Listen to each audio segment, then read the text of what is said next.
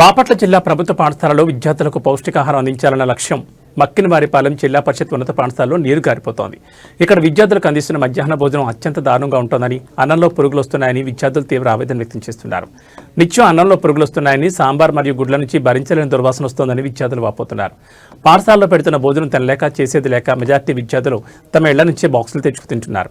ఈ పరిస్థితిపై విద్యార్థులు అధికారుల దృష్టికి తీసుకెళ్లినా ఎవరూ స్పందించకపోవడంపై తల్లిదండ్రులు మండిపడుతున్నారు. కలుషిత ఆహారం తిని పిల్లలు ఎక్కడ అనారోగ్యం పాలవుతారోనని గ్రామస్తులు ఆందోళన వ్యక్తం చేస్తున్నారు. బాక్సులు తీసుకొచ్చుకున్నారేంటి? ఎందుకంటే సాంబార్ డైలీ వేస్తున్నారు, బోర్ పుట్టింది, ఉప్పు లేదు, తగ్గింది, అందుకే తినట్లేదు.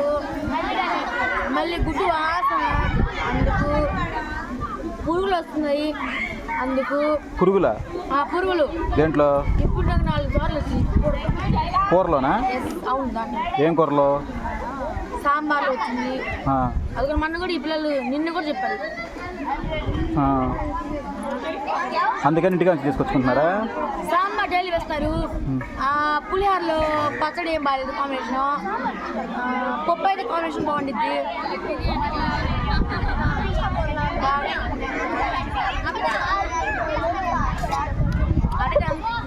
బాగుంది.